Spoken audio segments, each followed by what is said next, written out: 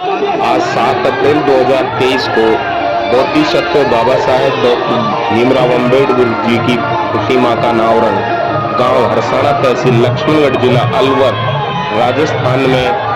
राजस्थान सरकार के कैबिनेट मंत्री टीकाराम जूली द्वारा किया गया। साथ में लोकल विधायक राजगढ़ लक्ष्मणगढ़ मौजूद रहे। इसके अलावा कई प्रधान भी साथ में रहे। सभी जनप्रतिनिधि व शासन प्रशासन के लोगों ने बाबा साहब डॉक्टर भीमराव अंबेडकर जी की प्रतिमा का अनावरण किया। इस मौके पर कैबिनेट मंत्री माननीय टीकाराम जूली जी ने अपने वक्तव्य में समाज के लिए जो योजनाएं राजस्थान सरकार द्वारा चलाई जा रही हैं उनके बारे में विस्तार से बताया और समाज को राजनीतिक, सामाजिक और आर्थिक विकास कैसे किया जा सकता है इस बारे में विस्तार से बताया और सरकारी योजनाओं के बारे में भी बताया। सरकारी योजनाओं का SC ST के लोग किस तरह लाभ ले सकते हैं, ये पूरी जानकारी मान्यवर कैबिनेट मंत्री टीकाराम जूली जी ने दी। ये प्रतिमा का अनावरण होने के बाद में पंडाल में पहुंचकर टीकाराम जूली जी ने अपना भाषण दिया। ये प्रतिमा का अनावरण अभी कैबिनेट मंत्री टीकाराम जूली द्वारा किया गया है। साथ में सभी कर्मचारी, अधिकारी व जनप्रतिनिधि मौजूद रहे। इसके बाद में सभी पंडाल में पहुंचेंगे और पंडाल में पहुंचकर अपनी अपनी बात कहेंगे। विस्तार से मंत्री साहब को सुनते हैं। बोलो जय जय जय जय जय भीम। टीकाराम जूली जी कैबिनेट मंत्री राजस्थान सरकार में समाज बाबा साहब अम्बेडकर जी की कैबिनेट मंत्री हैं। टीकाराम प्रतिमा अनावरण कार्यक्रम में उपस्थित हमारे स्थानीय विधायक आदरणीय झूरलाल जी मीणा साहब सभी को संबोधित करते हुए स्थानीय प्रधान भाई जाकिर जी, सोशल वेलफेयर की बात, हमारे उम्रैन के प्रधान भाई दौलत जी, बालाखेड़ा के प्रधान वीरपति जी, हमारे योजनाओं का साथी ले सकते हैं भाई राहुल जी और हमारे यहाँ किस प्रकार रहने के प्रधान भी योजनाएं ML मीणा जी, समाज कल्याण विभाग द्वारा चलाई जा रही है और राजस्थान सरकार द्वारा हमारे प्रधान महेश सैनी जी, शीला मीणा जी, बहुत साहब मंगलाम जी, हमारे पार्षद जी वर्मा जी, स्थानीय सरपंच साहब, हमारी जिला कांग्रेस कमेटी के हमारे सारी ब्लॉक अध्यक्ष साहिबान, हमारी यहाँ की कमेटी के सभी पदाधिकारीगण, यहाँ उपस्थित सभी सम्माननीय पूजा के बुजुर्गों, पूजा के माताएं बहनें, युवा शक्ति, प्यारे बच्चों, सर्वप्रथम तो मैं हरसाणा गांव के सभी लोगों को और खास तौर से यूथ की टीम जो पूरे जोश और खरोश के साथ लगी हुई है, उस पूरी टीम को धन्यवाद देना चाहूँगा कि आज बाबा साहब की मूर्ति का अनावरण आज यहाँ पे आप लोगों ने कराया। और बाबा साहब की मूर्ति हमें हर दिन प्रेरणा देगी कि हमें किस प्रकार से समाज के लिए काम करना है, किस प्रकार 36 बिरादरी को साथ लेके चलना है और किस प्रकार से आदमी संसाधनों के अभाव में भी कितनी आगे तक पहुंच सकता है।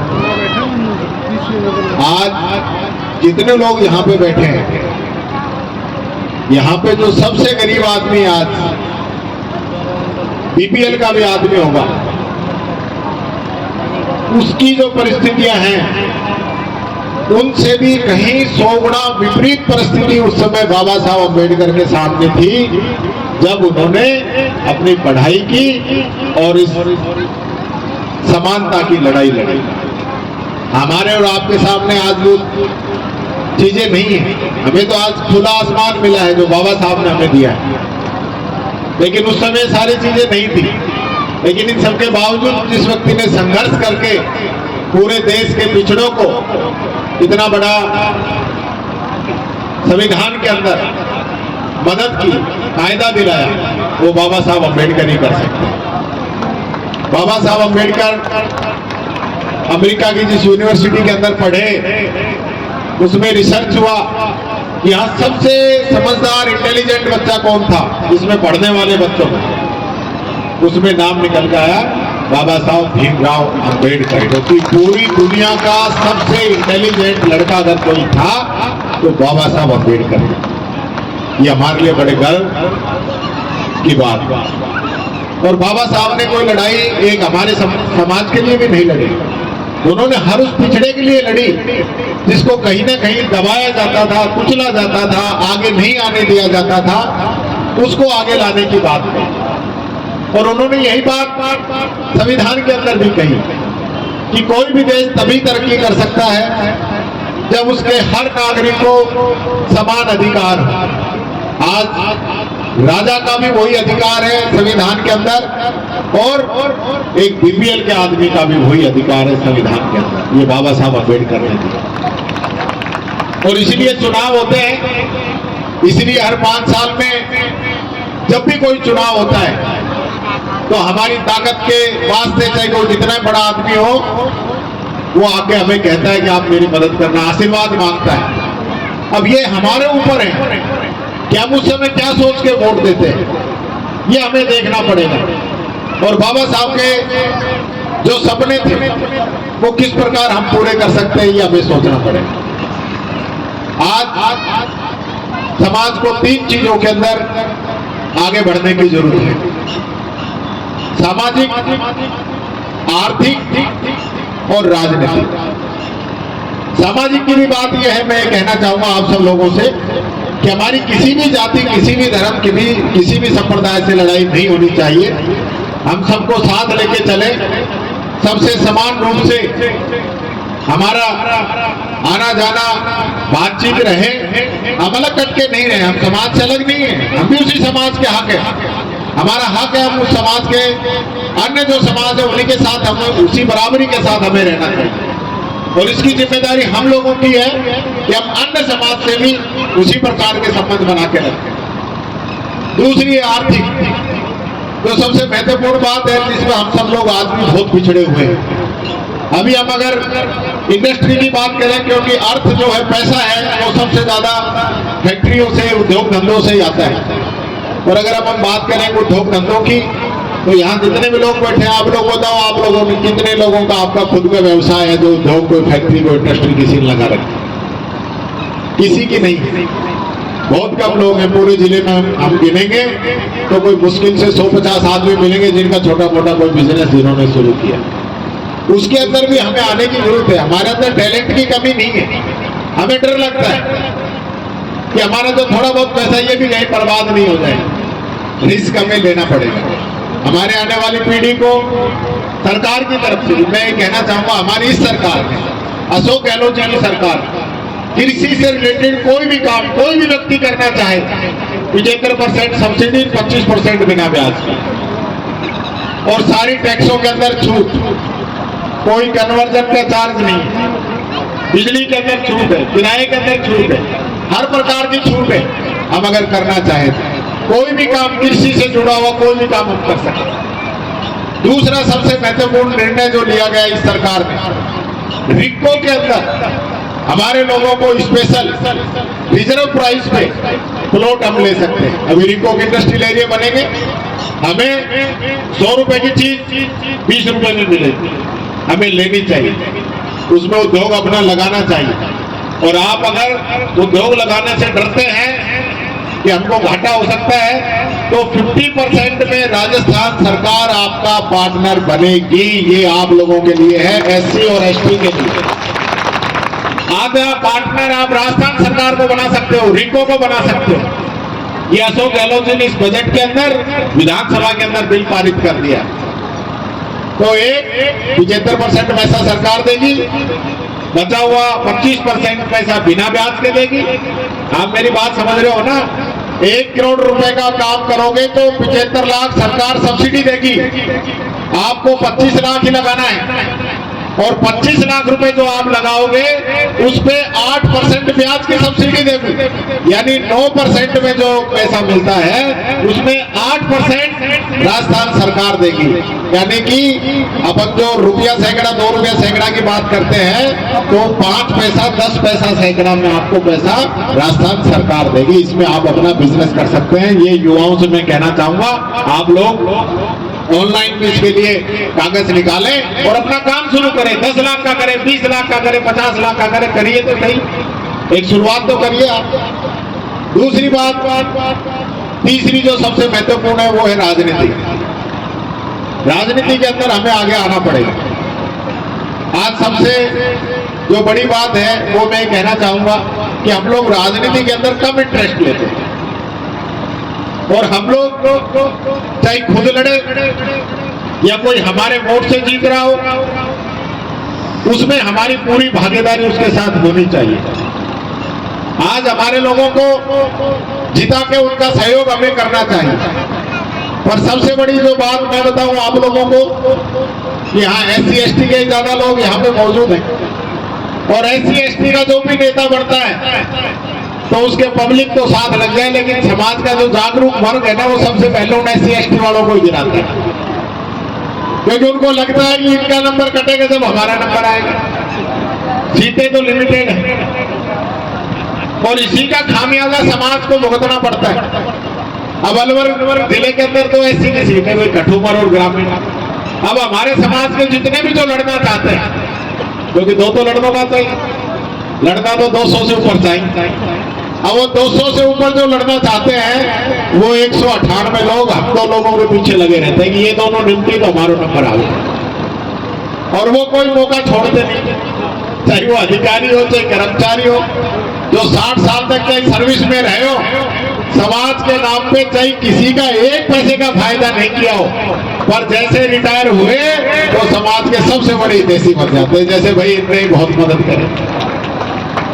और जो लोग दिन रात, उनसे तो अच्छा हमारा गांव का जो कार्यकर्ता है, जो बेचारा आपकी पेंशन भी बंधवाता है, आपके सुख दुख में आपके साथ खड़ा रहता है, लेकिन उनके आप जाओगे, जयपुर जाओगे, अलवर जाओगे, उनके ऑफिस में जाओगे तो आप लोगों को मिलने का मौका नहीं मिलेगा। मिल गए तो कोई बैठने की नहीं कहेगा, बैठा दिया तो चाय की नहीं कहेगा। और रिटायरमेंट के बाद में वही सबसे बड़े हितैषी बन के आप लोगों के बीच में।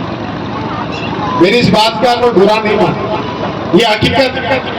आप लोग सरपंच बनाते हो, आप लोगों की पूरी भूमिका सरपंच के साथ होनी चाहिए कि सरपंच साहब हमने आपको बनाया है, हमारा जो हक है वो हमें मिले, आप हमारी मदद करो, हमारे सुख में दुख में हमारे साथ खड़े रहो।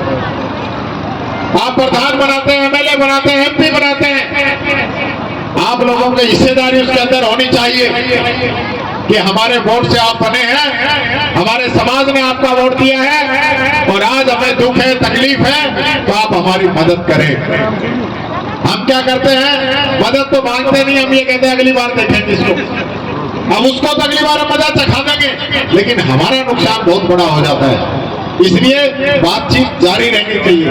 अगले को अगर उसको मजा भी चखाना है तो बता के चखाओगे, हाँ भाई तेरे को बता दिया, अब तेरे को मजा चखाएंगे, जिससे कि उसके भी दिमाग में आए कि मैंने क्या गलती की। हम लोग बोलते नहीं, ये हमारा सीधापन है, समाज का सीधापन है। ये समाज कभी किसी का बुरा नहीं चाहता, ये मेरे को पता है, मैं जानता हूं। चोरी चकारी लूट डकैती समाज के खून के अंदर नहीं है। इस समाज के खून के अंदर है सेवा, प्यार, मोहब्बत, सबको साथ लेके चलने का जो जज्बा है वो इस समाज के अंदर है। छल कपट, लोभ लालच इस समाज के अंदर नहीं है। किसी को मना भी कर देंगे तो सीधा सट्टी कर देंगे, और दूसरे लोग मना ऐसे करते हैं कि पता भी नहीं चलता इसने मना कर दिया। आज इस चीजों को हमें जानने की जरूरत है। मैं आज एक बात जरूर कहना चाहूंगा, आज दो स्थिति है देश के अंदर। एक तरफ भारतीय जनता पार्टी की सरकार है दिल्ली के अंदर, और एक तरफ राजस्थान के अंदर कांग्रेस की सरकार। दिल्ली के अंदर जो सरकार है वो सरकार बाबा साहब का बनाया हुआ संविधान और कांग्रेस के द्वारा लागू किया गया संविधान इस प्रजातंत्र को, इस लोकतंत्र को कमजोर करना चाहती है। लगातार आप लोग देख रहे होंगे, लगातार संविधान को बदला जा रहा है। एट्रोसिटी कानून को भी कमजोर किया जा रहा था। आप सब लोग 2 अप्रैल की घटना सब लोगों को याद है। 2 अप्रैल को जो आप लोगों ने ताकत दिखाई, एक दिन के अंदर आपने कानून वापस करवा दिया। और वही कानून पूरे देश के किसानों को 3 काले कानून वापस करवाने के लिए 1 साल का संघर्ष करना पड़ा। दिल्ली को चारों तरफ से जाम करना पड़ा, तब जाके वो 3 काले कानून कृषि के वापस हुए। और आपने एक दिन में सारे कानून वापस करा दिए। आप लोगों की ताकत। मैं इस अवसर पर एक बात और कहना चाहूंगा। अलवर के अंदर जो आंदोलन हुए, उसके अंदर हमारा भाई शहीद हुआ पवन। हमारी सरकार ने, कांग्रेस की सरकार ने, हमने, मैं ये कहना चाहूंगा, हम लोगों ने, कांग्रेस की सरकार ने उसकी पत्नी को नौकरी दी है। इस सरकार ने उसको नौकरी दी है। आपको कहीं भी ऐसा उदाहरण नहीं मिलेगा। इस प्रकार से सरकार ने सरकार के विरुद्ध आंदोलन करने वालों को नौकरी दी। हमने नियम विरुद्ध और नियम के अंदर संशोधन करा के उसको मदद दिलाई। आज मुकदमे 2 अप्रैल को दर्ज हुए। अभी हमारे साथी कह रहे थे मेरे से कि 2 अप्रैल को जो मुकदमे दर्ज हुए हैं, लगभग 350 से अधिक मुकदमे थे। सारे मुकदमे लगभग वापस हो गए हैं। 11 कुछ मामले ऐसे हैं जिनके अंदर कोई टेक्निकल दिक्कत है। उसके लिए भी माननीय मुख्यमंत्री जी से मिलके उनको भी जल्दी वापस कराएंगे। समाज पे कोई मुकदमा ऐसा नहीं बचेगा जिससे समाज के लोगों को दिक्कत है। हमारी ये जो सरकार है, कांग्रेस की सरकार है, जिसके अंदर टीकाराम जूली समाज कल्याण का मंत्री है। समाज कल्याण के कुछ नियम आप लोगों को बताना चाहूंगा, जो योजना है वो आप लोगों को बताना चाहूंगा, जो 4 साल के अंदर अशोक गहलोत ने हमारे लिए की है। सबसे पहले पेंशन। अब पेंशन अगले महीने से, मई से जो पेंशन आएगी वो कम से कम 1000 रुपए आएगी। हमारी विधवा बहनों की 500 से 1000 रुपए और बुजुर्गों की 750 से 1000 रुपए पेंशन अशोक गहलोत जी ने कर दी है समाज कल्याण के विभाग। दिव्यांगजनों को पेंशन 1000 रुपए कर दी। स्कूटी दे रहे दिव्यांगजनों को। 25 लाख रुपए का चिरंजीवी का इलाज कर दिया है। 10 लाख रुपए का एक्सीडेंट के अंदर बीमा कर दिया है। घर के अंदर 100 यूनिट तक बिजली की छूट कर दी है। कृषि के कनेक्शन के अंदर 2000 यूनिट तक की छूट कर दी है। आप लोगों को, महिलाओं को रोडवेज के अंदर 50% किराए के अंदर छूट कर दी। अनुप्रति कोचिंग योजना हमने कल से पोर्टल शुरू कर दिया। आप सब लोग समझ लें, सारे बच्चे समझ लें, अनुप्रति कोचिंग योजना क्या है। 12 सब्जेक्ट जिनके अंदर आप कोचिंग करते हैं, IAS हो, मेडिकल हो, इंजीनियर हो, RS हो, इस प्रकार के जो सब्जेक्ट हैं, पूरा पैसा, बड़ी बड़ी कोचिंग का पूरी फीस आपकी राजस्थान सरकार देती है।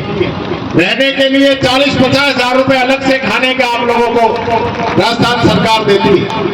आप लोग हरसाना का बच्चा अगर अलवर जाके कोचिंग कर रहा है तो 2000 रुपए उसको अलवर में रहने के राजस्थान सरकार देती है। आता जाता है उसको बस के वाउचर के रूप में उसको राजस्थान सरकार देती है। हमारे 800 से अधिक हॉस्टल हैं जिनके अंदर हमारे बच्चे रह रहे हैं। उनको रहना, खाना और पूरी सुख सुविधाएं राजस्थान सरकार उनको दे रही है।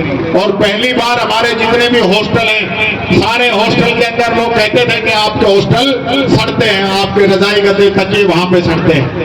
हमने पूरे हॉस्टल जितने भी हमारे हैं उनके अंदर पूरा मरम्मत का काम, पूरी नई किचन, RO वाटर, खेलने का सामान, बच्चों को नहाने के लिए गर्म पानी के लिए गीजर, ये सारी चीजें हमने करा दी। यहाँ तक कि चिमनियां भी वहां पे लगा दी गई हैं हमारे हॉस्टल्स के अंदर। और अब इस वर्ष हम सारे गद्दे, तकिए, चादर सब बदलवा दूंगा सारे राजस्थान के। उनकी सब में नई बच्चों के लिए नया सामान आएगा। टोटल जितने भी हॉस्टल हैं सबका नाम अम्बेडकर छात्रावास है, उनके अंदर अम्बेडकर की मूर्ति, और जिनका सावित्रीबाई फूले छात्रावास है उनमें सावित्रीबाई फूले की मूर्ति लगाने का काम पूरे राजस्थान के अंदर चल रहा है। हर ब्लॉक के अंदर मैं धन्यवाद देना चाहूंगा हमारे प्रधान जी को, उनकी सोच को, जिन्होंने हर पंचायत के अंदर लाइब्रेरी की घोषणा की है। अशोक गहलोत जी ने हर पंचायत समिति के अंदर ज्योतिबा फूले, सावित्रीबाई फूले के नाम से हर पंचायत समिति पे एक लाइब्रेरी बनाने की घोषणा की है, जो हम शुरू कर रहे हैं इसी सत्र से। हमारे बच्चे वहां पे पढ़ सकें। हमारी जो महिलाएं अगर अलवर में रहती है, काम करती है, उनके लिए अलवर के अंदर हॉस्टल हम शुरू कर रहे हैं। दिव्यांगजनों के लिए स्कूल शुरू कर रहे हैं, यूनिवर्सिटी शुरू कर रहे हैं। 4 कैबिनेट मंत्री पहली बार इस सरकार ने, इस एससी समाज के इस सरकार ने दिए हैं। 4 मंत्री हैं हम कैबिनेट के अंदर। पीडब्ल्यूडी मंत्री भजन लाल जी, बाल विकास मंत्री ममता भूपेश जी और आपदा राहत और सांख्यिकी मंत्री आपके गोविंद मेघवाल जी। तो मैं हुई वही समाज कल्याण को मंत्री तुम्हारे घर को। अब मेरा तो तुमको ये लगे घर को जोगी जोगड़ो आन काम खुशी, और मुझे खुशी है कि आप मुझे अपना मानते, घर का मानते हैं।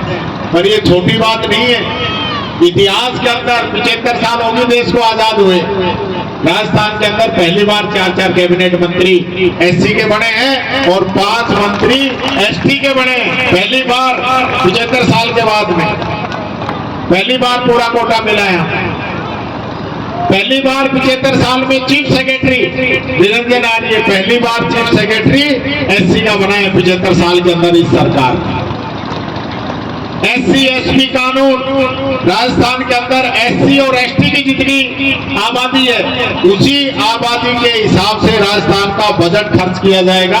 ये कानून राजस्थान में इसी सत्र में लागू हो गया है। इसका फायदा आप लोगों को मिलेगा इस साल से कि टोटल जो बजट है उसका लगभग 18% एससी को और 14% एसटी को ये पैसा इस बजट से आप लोगों के लिए खर्च होना शुरू हो जाएगा।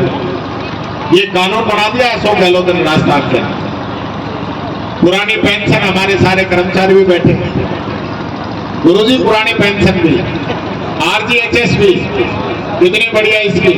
और प्रमोशन में जो आरक्षण है वो राजस्थानी है जिसने एससी और एसटी का प्रमोशन के अंदर आरक्षण बरकरार रखा। बाकी सब जगह तोड़ दिया, यूपी के अंदर भी तोड़ दिया गया, लेकिन राजस्थान के अंदर दिया। मैं यही कहना चाहूंगा आप सब लोगों को, काफी लंबी बात मैंने कह दी, मैं माफी चाहूंगा आप लोगों से, देरी से भी आया, मेरी तबीयत भी खराब थी और बाबा साहब के नाम से मैंने कहा भाई अब ये तबीयत खराब हो और चाहे कुछ हो मैं तो गोली लेके, देखो गोली भी जो है ना मेरी जेब में, गोली लेके डॉक्टर साहब को बुला के 10 बजे मैंने कहा डॉक्टर साहब ऐसी क्यों गोली दे दे जो 2-3 घंटा एक बार मैं खड़ा होकर चला जाऊं, फिर आके फिर रेस्ट कर ले। तो आप लोगों के बीच में आ गया हूं इस समाज के लिए तन मन धन से। मैं हमेशा ऋणी रहूंगा, आज यहां तक पहुंचा हूं, समाज की देन है, आप सब लोगों की देन है, आप सब लोगों का सहयोग है। चुनाव तो मैं अलवर ग्रामीण से भले ही लड़ता हूं, पर मेरा जो सहयोग करते हैं पूरे अलवर जिले के, पूरे राजस्थान के लोग आके करते हैं। आप में से बहुत से लोग हैं जो मेरे चुनाव में मेरी मदद करने जाते हैं, तो उनको भी धन्यवाद देना चाहूंगा। और मैं कहना चाहूंगा कि मैंने आज तक इन 15-20 साल की मेरी भी राजनीति हो गई, इन 20 सालों में मेरा पूरा सहयोग 36 बिरादरी के लिए रहा है और मैंने समाज का नाम ही किया है, समाज को आगे बढ़ाने का ही काम किया है। और इस समाज ने इस पौधे को जो लगाया है इस समाज की देन है। मैं तो चाहूंगा ये समाज इस पौधे के अंदर पानी डालता रहे और मैं वृक्ष रूपी इस समाज के अंदर छाया करता रहूं, यही मैं आप लोगों से चाहता हूं। बाकी और कुछ नहीं कहते हुए पूरे यहाँ की युवा मंडल को, हमारे जो ब्लड डोनेशन कैंप जो चल रहा है, हमारा जीवन फाउंडेशन की तरफ से रक्तदान का शिविर का भी आयोजन किया जा रहा है, उनको भी बधाई देना चाहूंगा। और मंच पर उपस्थित सभी नेताओं को, हमारे जिनका मैं नाम नहीं ले पाया क्योंकि मेरी तबीयत थोड़ी सी हल्की है और याददाश्त पे थोड़ा असर हो जाता है गोली लेते ही। बत्ते जी भी मंच पे मौजूद है, महाराज जी भी मंच पे मौजूद है, बाबा साहब को नमन करते हुए